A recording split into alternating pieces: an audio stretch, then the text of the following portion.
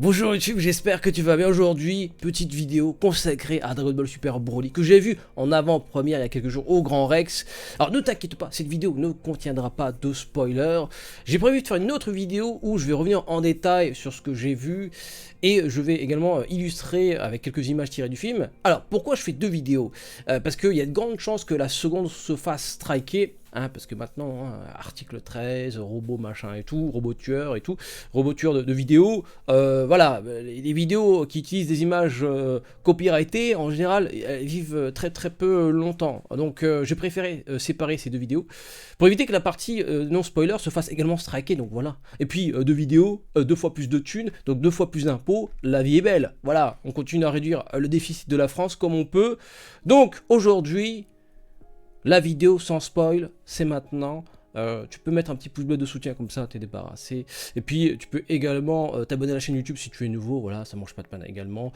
Et activer les petites notifications pour ne pas rater les prochaines vidéos. Oh, voilà. Dragon Ball Super Broly, voilà, je l'ai vu il y a quelques jours. Mercredi dernier, le 23. 23 janvier, j'allais dire 23 décembre. 23 janvier, les amis, au Grand Rex. C'était bien l'ambiance de folie. Les gens hurlaient avant la projection. Les gens hurlaient pendant la projection. Et à la fin, ils étaient tous morts. À la fin, il n'y avait plus personne qui hurlait. Ils n'avaient plus de voix. Ils avaient tout donné. Et c'est une expérience à faire. C'est vraiment une expérience à faire. Alors, c'est pas ma première. C'est pas le premier film que je vois. Enfin, le premier film Dragon Ball que je vois dans une salle de cinéma. J'avais regardé Résurrection de Freezer. Pareil au Grand Rex. Cette fois-ci, c'était en 3D. Et pareil, les gens hurlaient avant la projection, pendant la projection, et à la fin, ils étaient morts. Et non, fat ambiance, franchement, si vous pouvez le voir au cinéma, allez-y. Franchement, c'est pas voir, c'est pas respectueux du travail des différents techniciens qui ont bossé sur ce film, de voir ce film en version screener mal branlé. Donc voilà, essayez vraiment de le regarder en avant-première. Je sais pas s'il reste encore des avant-premières prévues sur toute la France, mais sinon le film sort le 13 mars. Donc un peu de patience. Donc aujourd'hui, je vais vous donner 5 raisons pour aller voir le film et 5 raisons pour ne pas aller voir le film. C'était dur, hein. Là c'était dur, franchement c'était dur, c'était pas évident. Mais bon, on va essayer. On a quand même trouvé quelques trucs qui étaient discutables, mais on en parlera de manière plus approfondie dans la vidéo spoiler qui sortira dans quelques jours normalement. Donc, première chose, l'intégration de Broly dans la timeline officielle. Voilà, Broly est canon maintenant. Plus besoin de faire des vidéos autour de Broly. Est-ce qu'il se retient? Est-ce qu'il se retient pas? Est-ce qu'il sera canon? Est-ce qu'il n'est pas canon? Et en plus, le nouveau Broly, son histoire est beaucoup plus intéressante que le Broly d'origine. Lui ont donné vraiment un vrai background et qui vient nourrir la trame principale, enfin l'œuvre principale. Et c'est assez intéressant. Mais justement, on a envie que ça aille dans ce sens, enfin dans cette direction. Ils ont profité, à travers le film Dragon Ball Super Broly, d'intégrer d'autres films. Dont le fameux Fusion. Alors, je l'ai dit, hein, je ne vais pas vous spoiler, mais je vais vous dire juste tout ce qu'on sait par rapport au trailer. Hein, le trailer nous montre beaucoup trop de choses, je pense. Et du coup, donc Gogeta, hein, je veux le dire directement, hein, voilà. Franchement, si t'as réussi à esquiver jusqu'à présent, je sais pas comment t'as fait, parce que entre les figurines ou les jeux mobiles, Gogeta, ça fait un moment qu'on sait, hein, enfin, ça fait un moment même qu'on l'a, même si le film n'est pas sorti, même si le film n'était pas encore sorti dans d'autres pays, mais voilà, hein, sur les jeux mobiles, on avait déjà la gueule de Gogeta, etc., etc. Même on voit ses différentes attaques. Donc, voilà, ils ont intégré plusieurs éléments de films qui n'étaient jusqu'à présent n'étaient pas canon. Voilà, c'était considéré comme des œuvres qui enrichissaient l'univers, mais qui n'avaient aucun rapport avec la trame principale. Et le fait de les intégrer permet de faire grossir ce magnifique mouvement qui est Dragon Ball, cet univers encore plus riche. Du coup, ça ouvre des possibilités. Hein, on sait très bien que dans le Super, ça va reprendre avec ces nouveaux éléments. Donc maintenant on se dit, il y a des possibilités intéressantes, hein, très intéressantes. Je rappelle que dans l'univers 6, on a l'intégration, enfin ils ont mis en place Kale, Kale, quand elle est sortie, tout le monde s'est dit tiens, elle ressemble fortement à un mec légendaire. Et le fait d'intégrer Broly, dans l'univers Dragon Ball à travers ce film laisse présager. Je sais pas pourquoi, moi je sens bien la suite. Pour la suite, parce que bon, il y a beaucoup de gens qui disent oui, Dragon Ball Super, c'est une honte et tout. Je préférais que ça s'arrête à la fin du manga comme prévu, c'est-à-dire que voilà, il y a Oob, Goku va l'entraîner et puis basta. Non, mais moi je trouve que ça va de mieux en mieux. Je parle surtout du manga. Même si dans l'animé, le traitement du survie de l'univers est plus intéressant par moment que dans le manga, par la mise en scène, parce que, justement, on va en parler juste après de la mise en scène qu'on voit dans les différents épisodes, et même dans le film, qui sont pour moi la valeur ajoutée par rapport à la version papier. Donc bref, pour revenir à ce que je disais par rapport à ce premier point, l'univers de Dragon Ball est encore plus riche. Quand tu sors du film, tu dis « Waouh ! Oh, il y a ça encore, c'est génial. On va en bouffer du Dragon Ball encore pendant plusieurs siècles, les amis. Et ça fait plaisir, ça fait plaisir. Je pense qu'à la fin de la salle, on était tous fatigués, on était épuisés. Bon, j'avoue que le premier point va durer 5 minutes. Mais voilà, j'avais envie d'en parler, mais à la fin, on était tous fatigués. Parce on était contents. Voilà, fatigués parce qu'on était contents. Bon, deuxième point. En fait, tout ça a été possible grâce à l'implication de Toriyama dans le projet. Comme quoi, hein, on revient aux sources. Hein, parce que bon, son implication dans l'évolution, voilà, on la cherche encore. Et là, ça fait vraiment plaisir de voir que l'auteur s'implique vraiment comme jamais. Il a intégré, de toute façon, on le voit dans le trailer, hein, il a intégré Bardock. On découvre la daronne de Goku. On l'entend parler. De toute façon, on le voit également dans le trailer, dans le dernier. L'intégration de Gogeta dans l'univers de Broly. Donc ça fait plaisir. Voilà, Toriyama il s'est posé, il s'est dit bon, qu'est-ce qui a été fait dans mon dos où j'ai signé des trucs, je savais plus trop, etc. Bon, on va mettre tout ça sur la table. On va commencer à essayer d'imbriquer les choses les unes dans les autres et pour faire un truc à peu près cohérent. Bah, c'est ce qu'il a fait et ça marche parfaitement. Il a dit ah tiens, on va peut-être dégager un peu ça, on va simplifier ça, on va mettre ça. Et là, du coup tout est huilé, c'est un toboggan maintenant. Dragon Ball, ça fait voilà, c'est fluide, ça glisse les amis, ça glisse et c'est ce qu'on attendait. Maintenant on se dit est-ce qu'ils vont faire la même chose pour d'autres films, d'autres OAV?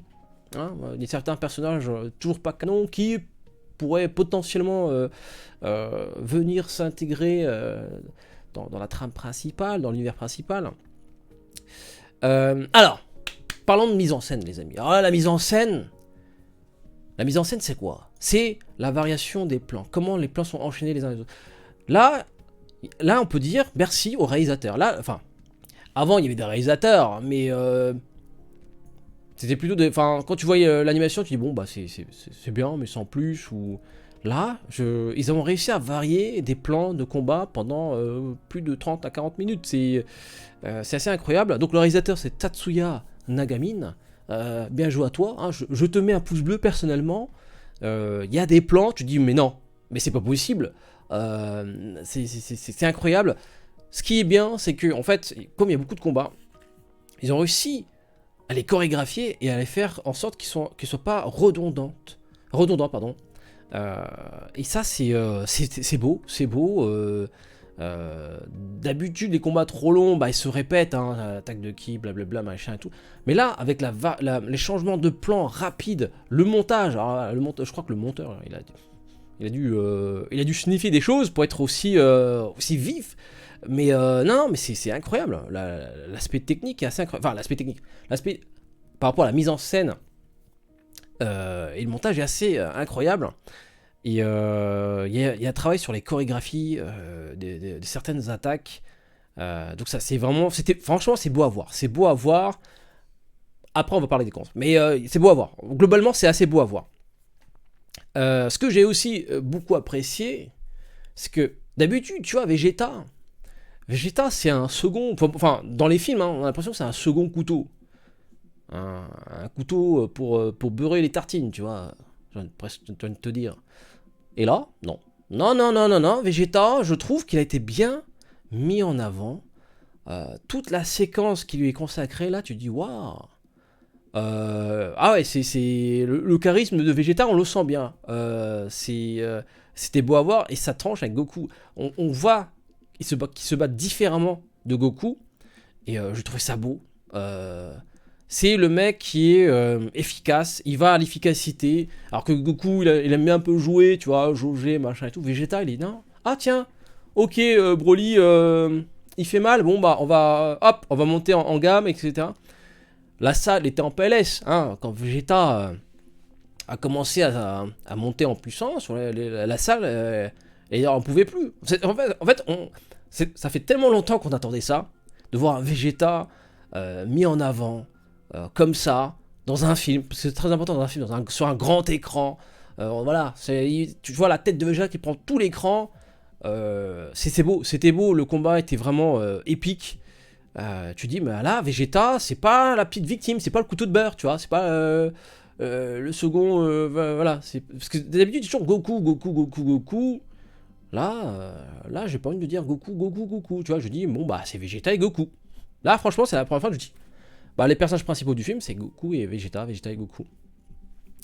Alors, un autre point, enfin le dernier point, parce que bon, j'ai mis d'autres points, mais on va s'arrêter à 5, hein, bon, c'est dur, l'exercice est difficile. Dernier point, alors j'ai appelé ça le quatrième mur. En fait, ça veut pas dire ce que ça veut dire, mais enfin, ce que je veux dire par là, c'est que les auteurs, donc les scénaristes et les réalisateurs, ont fait quelques clins d'œil aux fans. Enfin, c'est comme ça que je l'ai ressenti. Il y a 2-3 trucs, tu dis, le texte, enfin le dialogue, ou certains plans, c'est genre, hé les gars, on sait ce que vous voulez, on vous le donne, est-ce que vous kiffez? Alors, c'est discutable, hein. Il y a des gens qui disent, ah non, fan service, nul, Akira Toriyama, nul ton histoire de pain d'épices, là. Non.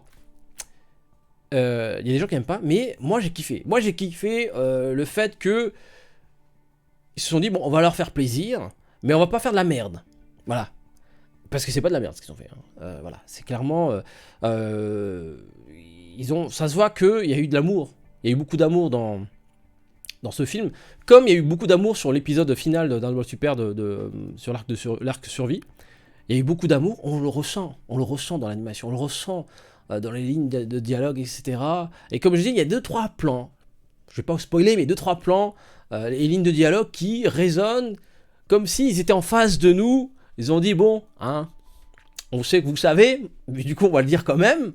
Et voilà, hein, tu vois ce que je veux dire. En fait, c'est pour les personnes qui connaissent pas, qui n'ont pas regardé tous les films, ou qui s'intéressent vite fait à Dragon Ball de loin, de très très loin. Genre, Dragon Ball, c'est c'est comme jouer à Candy Crush, toi. C'est pour tuer le temps. D'ailleurs, c'est vrai. J'ai chopé un mec qui jouait à Candy Crush pendant avant la projection. Je l'ai chopé, j'ai fait une photo, je l'ai posté sur les réseaux sociaux, je l'ai grillé. Il y avait un mec qui jouait à Candy Crush, alors que d'autres personnes autour jouaient à Dokkan Battle, la base. Hein. Moi-même, j'étais en train de farmer vite fait, et il y a un mec il s'est perdu. Pour lui, Dragon Ball, c'est vite fait, c'est bon, voilà. C'est un bonbon que tu manges, et puis après, tu passes à autre chose. Mais voilà, moi j'ai bien aimé les petits clins d'œil qu'ont fait les scénaristes, enfin le scénariste, donc Akira Toriyama, et le réalisateur, Tatsuya Nagamine, pardon. Et ça fait plaisir. Bon, maintenant on va parler des choses qui fâchent. Les petits bémols qui pourraient éventuellement te donner envie de garder tes sous et de pas aller voir le film. Beaucoup de personnages importants sont remis au second, voire au troisième, voire au 100e rang dans le film. Et d'autres n'existent même pas, n'apparaissent même pas. Je parle bien de personnages importants qui ont impacté la trame principale, l'œuvre originale, et on les voit pas du tout. Et certains, on les voit, mais c'est genre il reste 2 minutes de bobine, on fait quoi? On attaque Ruki, ah tiens, on va mettre lui. Voilà.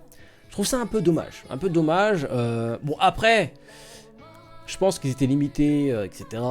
Et puis que voilà, le film enfin, ils avaient quand même beaucoup de choses à intégrer, je peux comprendre. Mais Ça m'a surpris en sortant de Uncharted. Ah, j'aurais aimé voir ce personnage, tiens, j'aurais aimé voir ce personnage. Qu'on n'a pas vu d'ailleurs, c'est dommage. L'importance des combats. Plus de... Enfin, pas loin de 40 minutes, je crois, d'après ce que j'ai lu. De toute façon, je l'ai reçu, enfin, on l'a ressenti dans la salle de cinéma. Hein. Le combat a duré très longtemps.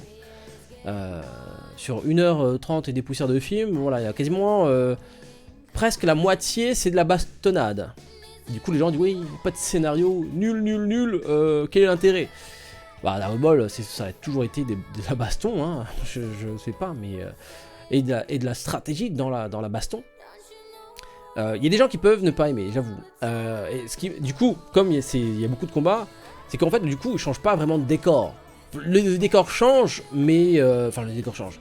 Il varie, mais en fait, le décor reste le même. Et enfin, il n'y a pas... En gros, ce que je veux dire, il n'y a pas beaucoup de décors différents. Et ça peut surprendre. Moi, je m'attendais peut-être à un peu plus... Enfin, une histoire un peu plus répartie sur le temps. Là, en fait, ça se passe quasiment en temps, entre guillemets, en temps réel. Hein, c'est-à-dire que Broly, il arrive, et puis il discute un peu, et puis bim bim balaboum. Voilà, ça dure pas mal de temps, la bastonnade. Après, on apprend beaucoup de choses au début du film, et aussi à la fin.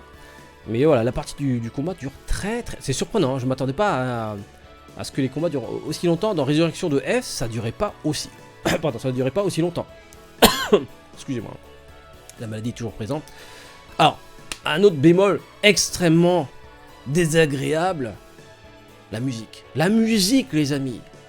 Ils l'ont foiré. Alors, ils ont réutilisé certains thèmes qu'on connaît. Et ça, c'était magnifique. Alors là, la salle, elle était en PLS. Alors, évidemment, hein, dès qu'on a entendu les premières notes d'un morceau qu'on connaît, alors là, la salle hurlait. C'était beau. Voilà, je l'ai réécouté récemment, et c'est vrai que c'est magnifique. Par contre, les OST qu'ils ont créés pour le film sont nuls.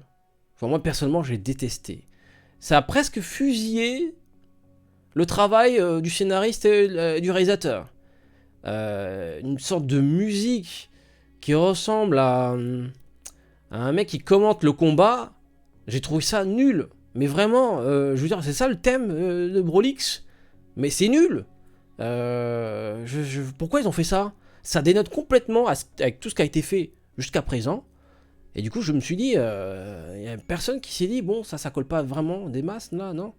Et je trouve ça dommage. Pourquoi ils n'ont pas réutilisé les thèmes qu'on connaît? Ça aurait été tellement beau. Je me dis, mais ils retravaillent sur juste les thèmes qu'on connaît. Ou même de Dragon Ball Super, même les thèmes dans Dragon Ball Super, le dernier arc, là, Survie de l'univers, ou même l'arc de Trunks, l'OST était magnifique.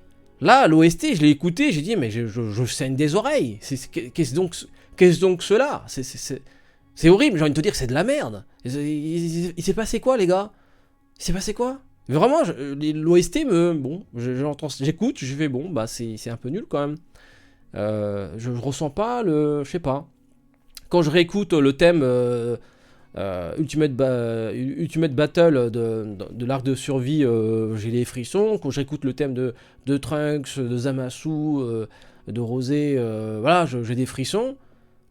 Mais là, rien du tout. Walp, je sais pas, c'est dommage. Et là, c'est vraiment. Alors, moi, la musique, j'aime beaucoup. J'aime bien quand un film me plaît. J'aime bien, du coup, réécouter l'OST pour revoir les scènes et tout. Là, je préfère garder que les images en tête et ne pas faire attention à l'OST. L'animation, elle est assez incroyable, j'ai déjà dit. Mais visuellement, c'est assez inégal. Il y a des moments où c'est dit waouh, ah ouais, et tu dis ouais, vraiment, tu dis ah ouais, et il y a des moments où tu dis ah, là ils avaient plus de budget, là c'est une autre team, parce qu'en fait c'est ça qui fait chier, c'est qu'on voit qu'il y a eu plusieurs teams différentes, et ça fait bizarre, ça dénote en fait. Il y a personne qui s'est dit bon les gars, d'une séquence à l'autre, vous n'avez pas vu qu'il y avait un changement un peu drastique en termes de rendu, je sais pas. Et je trouvais ça dommage. ça fait un petit peu tâche, tu vois. C'est comme des effets spéciaux ratés dans un film où la plupart du temps les effets spéciaux sont réussis. Tout d'un coup, t'as un fond vert foiré, tu dis ah, fond vert foiré. Voilà. Je sais pas ce qui s'est passé. On l'avait déjà pressenti hein, dans le trailer. Il y a des plans, il y a des plans, tu dis waouh, ah ouais. Si c'est que comme ça, tu dis ok. Et puis, il y a d'autres plans, tu dis ah non, on dirait de la 3D d'un jeu vidéo. Parce que oui, à la sortie de la salle, les gens. Bon, je suis resté un peu pour parler avec les fans qui étaient là. Et ils disent ouais, non, la 3D, non. Ah non, la 3D, qu'est-ce qu'ils ont fait avec la 3D là moi, c'est pas que la 3D qui m'a gêné. Il y a d'autres plans en 2D qui. Tu dis, mais c'est pas le même dessinateur. Il s'est passé quoi, les gars là d'un plan à l'autre, c'est vraiment. Tu dis, mais c'est pas la même team quoi. Et je trouve ça dommage. Dans Dragon Ball Super, dans les épisodes, on voyait déjà d'un épisode à l'autre, il y a des trucs très chelous, même au sein d'un épisode. Mais plus on a avancé, plus ça allait, quoi. Surtout quand tu regardes les derniers épisodes où là, vraiment, c'était carré. C'est vraiment, t'as l'impression que c'est une même team qui ont fait tous les plans. Et là, petit bémol, voilà, petit bémol au niveau de l'animation. Par moment, c'était, enfin, l'animation et le rendu visuel, c'était vraiment pas ouf. Puis il y a d'autres gens qui peuvent aussi ne pas apprécier le mélange de tons. Dragon Ball Super Broly commence avec un ton assez sérieux et sombre.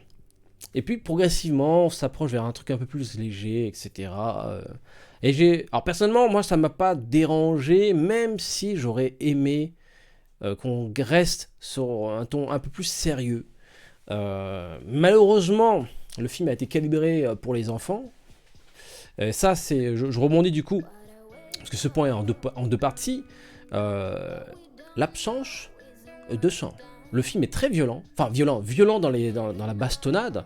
Il y a un petit rappel, un petit clin d'œil au film Dragon Ball Super, au film Dragon Ball, enfin au film Broly originel. À un moment quand Broly et Goku s'affrontent. Mais voilà, c'est violent, mais visuellement, il n'y a pas de sang. Et voilà, le film est calibré pour voilà, toucher un maximum de public, surtout les jeunes enfants, pour derrière vendre des figurines. Encore une fois, moi ça me dérange pas, hein, ça me dérange pas qu'ils vendent des figurines, mais d'un autre côté, du coup ils sont obligés de faire certains choix. Alors, le fait qu'il y ait du sang ou pas, moi personnellement, je m'en fous, c'est pas ça qui va changer. Pour moi, si le scénario est foiré, qu'il met du sang ou pas, je m'en fous, tu vois. Moi, le scénario, je trouve qu'il est bien, même s'il y a plein de gens qui trouvent qu'il est léger. C'est pour ça, comme j'ai dit, hein, le fait qu'il y a 30 à 40 minutes de combat risque de gêner certaines personnes. Mais vous inquiétez pas, moi personnellement, je trouve qu'il y a quand même il y a un scénario. Il est assez intéressant. C'est pour ça que j'en parlerai dans une prochaine vidéo. Qui risque d'ailleurs de se faire striker, mais c'est pas grave, au moins je l'aurais fait. Donc voilà, le mélange entre le ton sérieux et un ton plus léger peut peut-être rebuter certaines personnes. Et puis bon, dernier point. Ah non, ça fait 6. Mais bon, j'avais envie d'en parler. La com autour du film. Moi, je trouve que c'est un bémol. Je me dis, à la fin, on parlait avec des fans qui disaient, imagine, ils auraient pas spoilé Gogeta et que l'on aurait découvert sur un grand écran au Grand Rex. Alors, j'imagine. Je me dis, alors déjà, durant la séance, les gens gueulaient dès qu'il y avait une transformation. Ah, d'ailleurs, j'ai oublié d'en parler, mince, c'est un point que j'ai oublié d'en parler. Par rapport à la mise en scène, c'était un petit point, je suis con, je l'avais noté en plus. La place des transformations est vraiment bien pensée. Voilà. Là, c'est d'habitude, c'est vite torché, machin. Là, les transformations, ils ont fait un soin par rapport à la mise en scène et comment les intégrer dans le combat. C'était magnifique. À chaque transformation, de toute façon, la salle était en... On faisait tout le monde hurlait quoi. C'était beau, je trouve plus mes mots, mais c'était vraiment très très beau. Les gens hurlaient, c'était magnifique. Les gens ils disaient ouais et tout, ouais, vas-y vas-y Goku, vas-y Vegeta. C'était ouf. On a l'impression d'assister à un match de boxe, tu vois. Et donc voilà, ils ont fait un vrai travail par rapport aux transformations. Et du coup, pour revenir à ce que je disais par rapport au bémol, comme ils ont spoilé Gogeta, quand on l'a vu qu'on a vu que la scène commençait à intégrer Gogeta, il y avait moins l'aspect surprise. Même si on l'attendait, mais il y a des gens qui hurlaient. Mais je me dis, mais imaginons cette scène, imaginons qu'on n'était pas au courant de tout ça et qu'on découvre À ce moment-là, au Grand Rex, l'intégration de Gogeta, moi, voilà, oh, ça aurait été oufissime. Je me dis, mais les gens seraient sortis choqués. Ils seraient comme ça. C'est juste dommage. Pour les personnes qui disent, oui, mais moi j'ai réussi à esquiver Gogeta et tout. Non. À la projection au Grand Rex, il y avait un mec qui dessinait en bas, dessinait un tableau. Et il dessinait qui? Gogeta. Donc tu peux pas. Non, tu peux pas esquiver. Non, tu peux pas. Bah, c'est impossible. Franchement, la publicité sur YouTube, je me rappelle, hein, voilà, tu t'arrives sur YouTube, bim, le bandeau en haut, tu vois Gogeta. T'as même pas le choix, c'est la première image, t'as même pas le choix de dire skip la machin, non, vous voyez Gogeta. Dans le jeu Dragon Ball Legend, tu lances l'application, après une mise à jour, bim, le trailer, tu pouvais pas le rater. Tu dis, ah merde, je viens de me faire spoiler là. De toute façon, même le boss était intégré dans un des niveaux. Et sur Dokkan Battle, bah, c'est pareil, bannière, bim, alors Gogeta et Broly vont arriver, blablabla et tout. Donc voilà, c'est impossible. Xenoverse, n'en parlons même pas, voilà, ils ont fait aussi de la promo. Puis bon, les figurines partout à droite à gauche. Enfin bref, Gogeta a été tellement annoncé que du coup, il y a moins la surprise. Et j'aurais aimé qu'on découvre ça sur grand écran. Donc voilà. Bon, on va s'arrêter ici pour la petite vidéo consacrée à Dragon Ball Super Broly. Donc voilà, j'ai évité de vous spoiler, hein, mais je ferai une autre vidéo parce qu'il y a plein de choses à dire. J'ai plein de choses à dire par rapport à ce film. Du coup, on va faire une autre vidéo un peu plus tard. Parce qu'il y a encore d'autres choses à dire. Voilà, je suis encore sur un petit nuage, les amis. Personnellement, j'ai kiffé. Hein. Personnellement, j'ai kiffé. Alors, je suis peut-être pas totalement objectif. En même temps, bon, qui peut être objectif devant Dragon Ball mais voilà, je trouve que pour moi, c'est le meilleur film. Bon, enfin, voilà, clairement, oui, je prends des risques en disant ça, mais je trouve que c'est le meilleur film sur l'univers de Dragon Ball. Voilà, ils ont jamais fait mieux. Ils ont fait table rase de ce qui s'était fait avant. Et là, ils se sont dit, non, là, on va donner de la matière à cette œuvre pour qu'elle puisse continuer, perdurer sur le temps. Donc voilà, moi j'ai kiffé personnellement. Bon, bonne chance aux autres personnes qui souhaitent le voir en avant-première. Je crois que les places en avant-première partent très très vite. Mais voilà, sinon patience, hein, ça sortira début mars, le 13 mars je crois, avec des voix françaises. Donc on a déjà vu sur Twitter les acteurs travailler. Alors les gens disent oui, scandale, jamais de la vie. Non mais les gars, nous on a découvert Dragon Ball en français. Et c'était pas si dégueu que ça. Et j'irai peut-être le voir par curiosité, parce que c'est exactement la même voix, hein, c'est la même voix que Goku et Vegeta, là déjà, d'après ce qu'on a vu. Donc voilà, je serais curieux, surtout je serais curieux de savoir qui va doubler Broly. Prépare le miel chaud, frérot. Prépare le miel chaud. Parce que ce qu'on voit dans le trailer, c'est ça, tu vois. C'est une petite partie. Hein. Franchement, GG au doubleur de Broly, hein, sur la version originale, ça donne des frissons. Franchement, il est bon. Vous inquiétez pas, il parle aussi un peu, mais ça donne des frissons et c'est incroyable. Moi personnellement, je dis chapeau. Hein. Franchement, ce qu'il a fait, c'est la bande originale est flinguée, mais sa voix c'est sa voix qui a donné des frissons en fait durant la baston. Bon allez, sur ce les amis, passez une très très bonne journée. N'oubliez pas le petit pouce bleu de soutien, ça mange pas de pain. Et puis vous pouvez vous abonner à la chaîne YouTube, voilà, activer les notifications. Et puis moi je vous donne un rendez-vous très prochainement pour d'autres VOD. Ciao.